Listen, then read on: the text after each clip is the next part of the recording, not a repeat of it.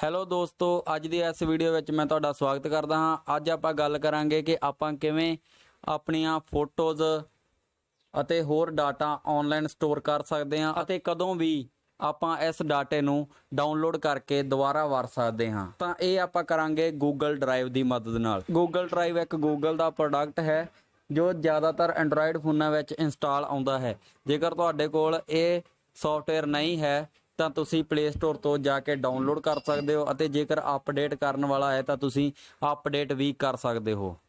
ਤਾਂ ਹੁਣ ਗੱਲ ਕਰਦੇ ਹਾਂ ਗੂਗਲ ਡਰਾਈਵ ਦੀ।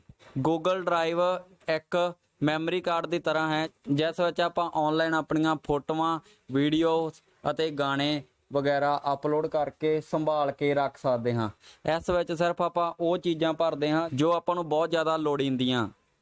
ਤਾਂ ਹੁਣ ਗੱਲ ਕਰਦੇ ਹਾਂ ਇਸ ਵਿੱਚ ਆਪਾਂ ਡਾਟਾ ਕਿਵੇਂ ਸਟੋਰ ਕਰ ਸਕਦੇ ਹਾਂ। ਤਾਂ ਇਹ ਗੂਗਲ ਡਰਾਈਵ ਦਾ ਇੰਟਰਫੇਸ ਹੈ। ਨੀਚੇ ਪਲੱਸ ਦਾ ਬਟਨ ਬਣਿਆ ਹੋਇਆ, ਜਦੋਂ ਆਪਾਂ ਇਹਨੂੰ ਪ੍ਰੈਸ ਕਰਾਂਗੇ ਤਾਂ ਆਪਾਂ ਨੂੰ 6 ਆਪਸ਼ਨ ਆਉਣਗੇ: folder, upload, scan, Google Docs, Google Sheet, Google slides.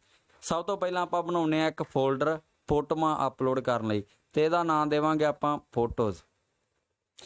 Folder ਬਣਨ ਤੋਂ ਬਾਅਦ ਆਪਾਂ ਇੱਥੇ ਦੁਬਾਰਾ ਫੇਰ ਪਲੱਸ ਵਾਲੇ ਬਟਨ ਤੇ ਕਲਿੱਕ ਕਰਕੇ ਅਪਲੋਡ ਕਰਾਂਗੇ।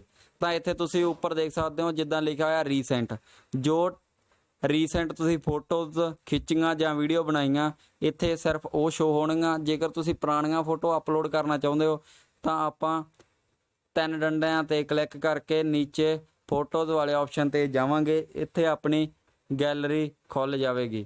ਤਾਂ ਹੁਣ ਆਪਾਂ ਇੱਥੋਂ ਕੋਈ ਵੀ ਫੋਟੋ ਚੱਕ ਕੇ ਅਪਲੋਡ ਕਰ ਸਕਦੇ ਹਾਂ।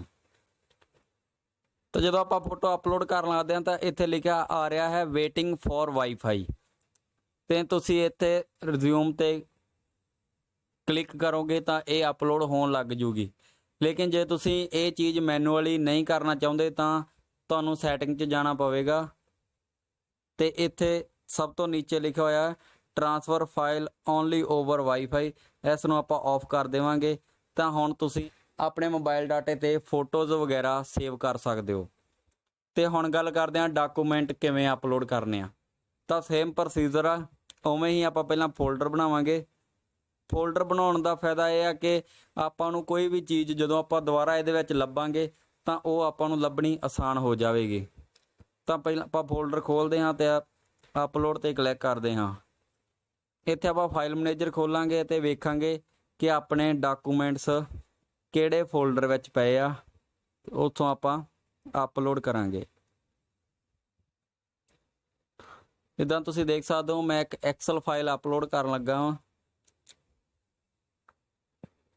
ਤਾਂ ਮੇਰੀ ਐਕਸਲ ਫਾਈਲ ਅਪਲੋਡ ਹੋ ਰਹੀ ਹੈ, ਜਿੱਦਾਂ ਤੁਸੀਂ ਨੋਟੀਫਿਕੇਸ਼ਨ ਬਾਰ ਵਿੱਚ ਵੀ ਦੇਖ ਸਕਦੇ ਹੋ। ਤਾਂ ਇਸਦਾ ਇੱਕ ਹੋਰ ਆਸਾਨ ਤਰੀਕਾ ਅਪਲੋਡ ਕਰਨ ਦਾ, ਆਪਾਂ ਸਿੱਧਾ ਆਪਣੀ ਗੈਲਰੀ ਦੇ ਵਿੱਚ ਜਾਵਾਂਗੇ ਅਤੇ ਉੱਥੇ ਆਪਾਂ ਦੇਖਾਂਗੇ ਜਿਹੜੀਆਂ ਫੋਟੋਜ਼ ਆਪਾਂ ਅਪਲੋਡ ਕਰਨੀਆਂ।